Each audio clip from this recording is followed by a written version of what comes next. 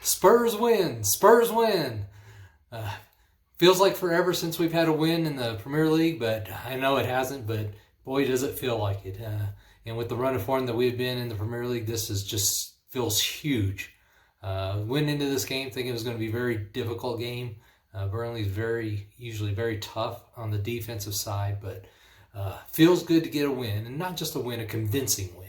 So welcome back, Spurs fans, to the Scott Hepler Football Channel. If you're new to the channel, please like, subscribe, and get engaged, make comments. Let's have a conversation about this team that we all are passionate about. With that being said, we're going to get right into it. So within our post-match ponderings, what we usually do is go through the good, the bad, and the ugly of what happened within that specific match. And so the first thing we're going to talk about is the good. So what do you all think that the Spurs did good in this game?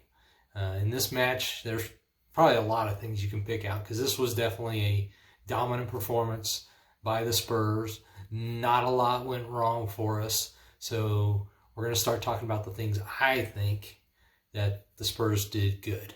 So we finally got to see that Kane-Bell song combination up front. And boy, what a difference that is, especially starting from the beginning of the game. I think that was huge that we had Bell in there to begin, get off on the right foot, be aggressive and attacking throughout the first part of the game. And it showed. I mean, we were dominant in that first 20 minutes. I know I said in my predictive ponderings I didn't feel good about this game, but if we were going to win this game, it was going to be because Bell started and we scored 2 to 3 goals in the first 20 minutes. And boy, did we ever make that happen. I'm glad I was wrong about, because I predicted a 1-1 draw, and I'm so thankful that I was wrong about that. So Bell was very involved in this match. He was part of 3 of the 4 goals, scoring 2, assisting on 1. He was very dynamic in his play. He played a lot of beautiful passes to switch the field, which typically Spurs have a lot of trouble with moving the ball around and getting it to the other side of the field. So we have to go the long way typically and do it through the backs, center backs. And with Bell in there, oh my gosh, looked like a completely different team. His vision, his thought process on the field is completely different than any other winger we have, especially out on the right side. You can argue Son's a similar kind of winger, but oh my gosh, having 2 threats on the outside, a Song and a Bell, just dramatically makes this team look different offensively. And we've looked very inept offensively for probably the last month within the Premier League. And even against our West Brom, when we got a win, that was our last Premier League win, we only scored 2 goals against West Brom, who's a very poor defensive team. And we didn't look very strong there. I think if we would have had this lineup against West Brom, we'd have scored 5 or 6 goals pretty easily. Because it's arguably that Burnley's a much better defensive team than West Brom. So, Bell, huge in this game, just got off on the right foot, and he's picked up from where he's left off in the last few matches. So he's looking like he's getting more involved. He's looking like he's getting his conditioning to where he can actually do the things that he wants to do.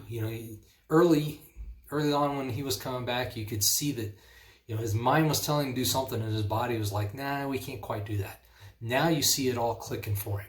His mind saying, this is what we're going to do, and his body's following through with it, and it's pretty impressive. So great there.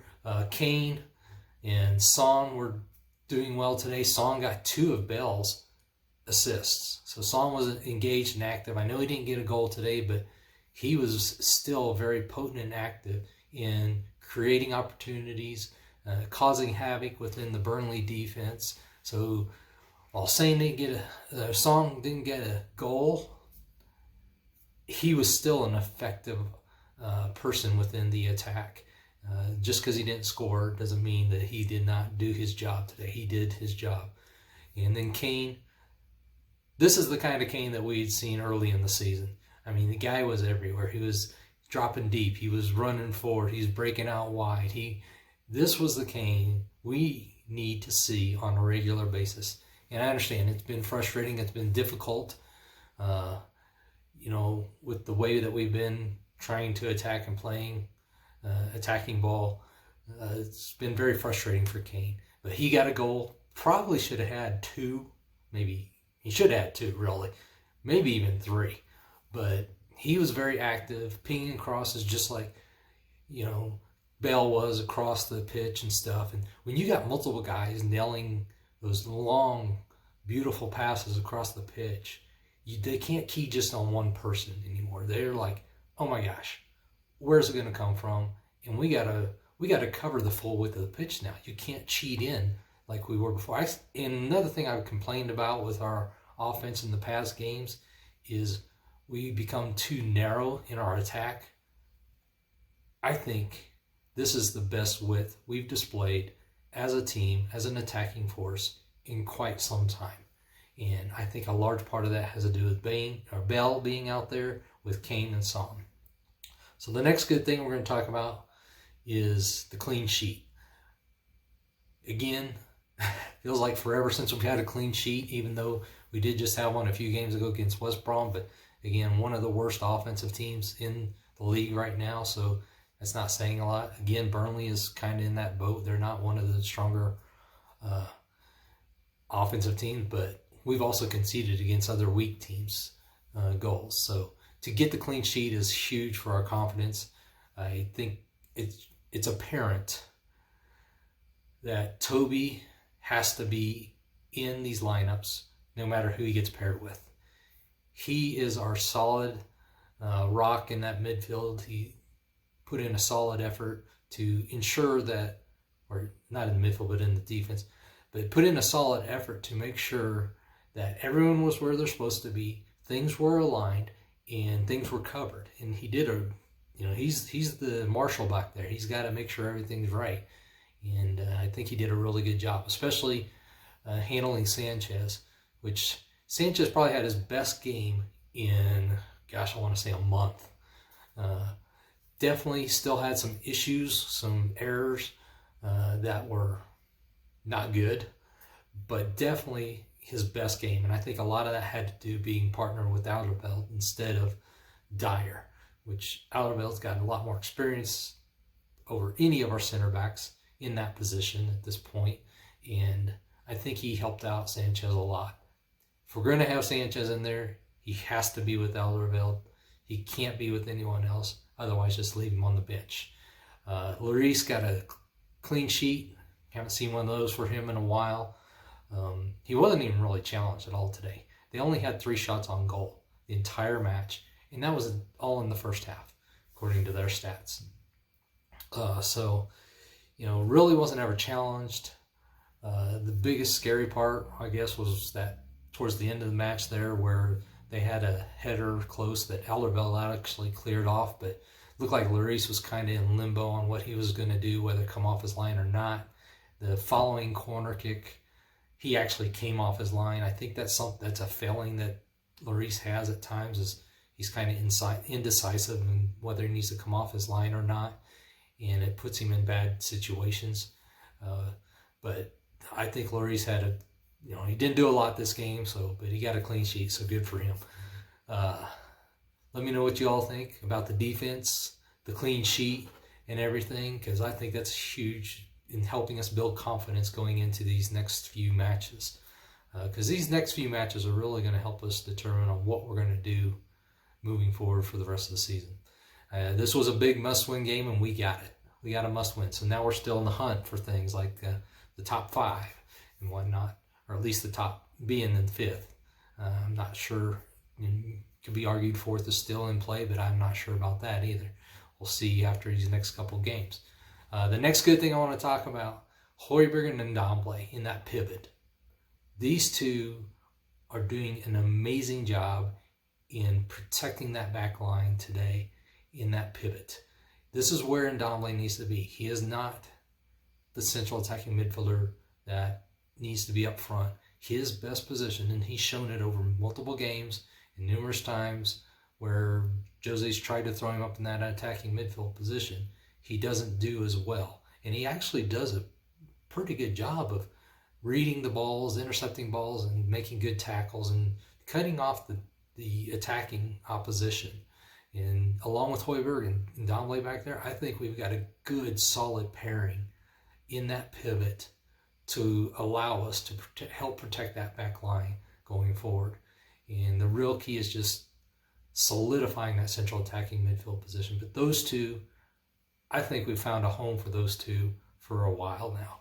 And that's great because the defense at this point needs that assistance and needs that help and needs protection. And these two are doing a great job of it. So I thought they did an outstanding job today keeping that back line from being as vulnerable as they've been the past few weeks in the Premier League. The next good thing I want to talk about is we're still in the top 5 hunt. You can argue easily that we're at least in the hunt for the 5th spot and potentially for the 4th spot. Beyond that, I think it gets pretty sketchy, but this was a must-win game and we got it. We had a chance last week on a must-win game. We didn't get it. Thankfully, the teams above us did not perform as we would have probably expected them, so it gave us another opportunity this week for a must-win game. And we did it. We pulled through this week. So we're still in that talk. Still think there's a lot of work to do. A lot of things have to flow our way. Sitting in 8th position right now, Chelsea's in 5th. They play Man United today. That's going to determine whether we can fight for the top 5, for the 5th or 4th spot. Because if I think Chelsea wins against Man United, that makes it more difficult to hit that 4th spot because they'll move up into 4th and over West Ham. And then if Chelsea loses, that really sets us up for a good run at the 5th spot, potentially even the 4th spot. So, especially with the run of games we have coming up. Next, we're moving into our bad. So let me know what you all think, or what you think was bad within this game. It can be player, it can be tactical, it can be anything. You don't have to just pick on players, and it can be different things. So when you're giving me feedback on what you think is good, bad, and ugly. The bad thing I saw today was it was great to have Aurier back in the lineup, great to have his pace and his energy, but as we typically always say with Aurier, his delivery into the box is rather poor, and that was one of the bad things I noticed today. So Aurier, and part of it is he's maybe because he's coming off of injury, he's not got his legs under him fully yet and things like that, but this is not a new issue for Aurier. He's had issues with putting quality balls into the box, or even making quality passes into the somewhere around the 18. So this is something that Aurier is going to continue to need to develop and get better at if he wants to be the starting right back at Spurs. Because if not, I still think we need another right back.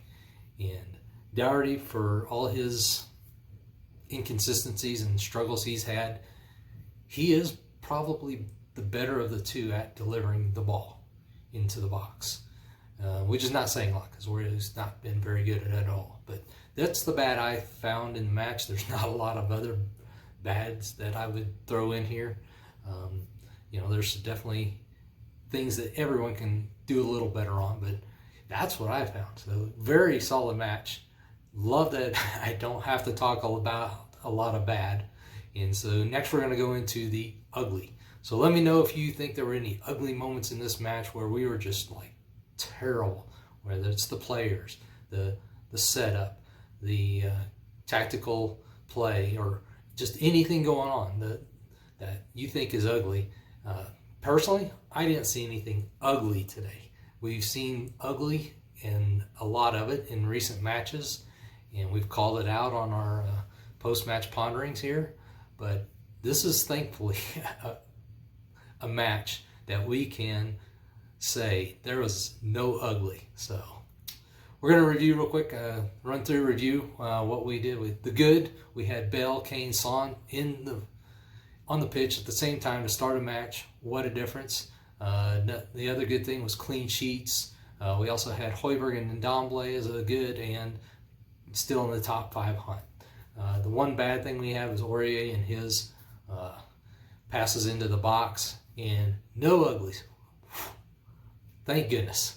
Nice to not have uglies for change, and let's hope we can keep this going. So we got a run of games coming up here, and this midweek game and the next weekend's game I think is going to really be telling, which is the midweek is against Fulham, the weekend is against Crystal Palace. And with what teams do above us, this is really going to show us what are we going to do in the Premier League for this season. Because we don't play in the Europa this week. It would be the following week we get back in the Europa. So I think this is going to be a key week. If we don't do well in these next 2 matches, I think that sets us up to throw all our eggs into the Europa basket. And if we don't do well and teams above us do well. So this is definitely still a difficult haul for us to move up into that top 5, because there's teams above us still. There's teams that, like us, have a game in hand on some of the teams above us. And it's just, there's a lot of gap to close yet. And so we can't just say we're in the thick of it completely right now, because we've put ourselves in a pretty deep hole the past month. But very excited, so excited that Bell and Son and Kane got on the pitch today. And let me throw this out there. Ponder upon this. If Bell continues his recent run of form through the end of the season, regardless of where we finish, whether we're in the top 5 or not, and whether we win Europa or not, do we bring Bell back for next season on kind of the same loan terms and things that Madrid offered us? So it's something to think about, something to ponder upon. And with that being said, Spurs win, baby. Now let's see what we can do this upcoming week. Come on, you Spurs.